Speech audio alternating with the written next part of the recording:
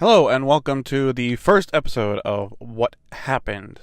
I did a test episode a few weeks ago, and I took some lessons from it.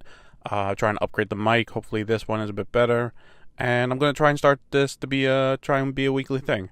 If you didn't listen to the test episode, What Happened is basically a podcast for me to talk about what I thought was interesting in the news in the past week, usually in the film, technology, and gaming areas. So let's just get straight into it. I got two stories for this episode. One about a movie delay and one about Airbnb.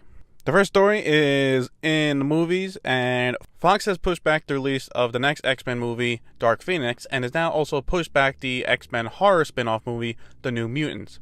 Set to release in November, Dark Phoenix is now coming out February 14th, 2019, and The New Mutants will now not be coming out until next summer in August of 2019.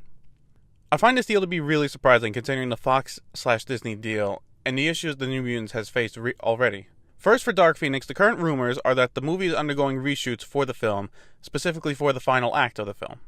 But with Sophie Turner scheduled filming the last season of Game of Thrones, the reshoots cannot happen until later in the year, causing the delay. The New Mutants seem to be a slow-moving train wreck. Remember, this was a movie that was supposed to be coming out in less than a month. At the time of this recording, it was supposed to be coming out in like 2 weeks.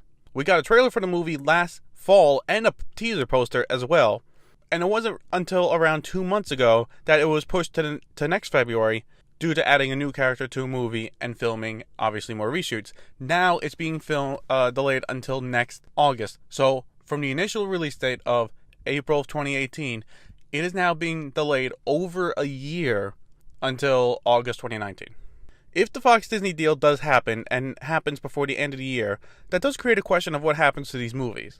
Obviously, Marvel Studios would not want to incorporate this version of the X-Men into their cinematic universe, but most likely, it would be a reboot, so they don't have to take the baggage of the past 20 years. It would be the obvious choice. I feel if Disney really does not want to deal with these movies, they would, at a worst-case scenario, just throw them up on their streaming platform launching next year. It would help to have a premiere, big blockbuster movies on an exclusive streaming service, but I feel most likely they will just be released in theaters, but they will be the last X-Men movies from Fox. Next story I have is in the tech industry. Airbnb is to start sharing customer info with the Chinese government. Engadget is reporting that by the end of March, Airbnb will start sharing its users' info with the Chinese government. This is not a surprise, as Airbnb has to follow the standards set for other rental/hospitality companies in China. Along with this, Airbnb has also set up a division of the company in China and has moved data to inside the country. To me, this isn't a shocking development, as China has now been, over the past few years, clamping down on foreign companies having wiggle room with the rules and regulations in China. Basically, if you want to be open for business in China, you gotta follow the same rules as the Chinese-based companies. No one is immune from this. Earlier in the year, even Apple had to announce that they were setting up servers in China and move the iCloud data for the Chinese users over there to those servers, so the Chinese government, if needed, would have easier access to it.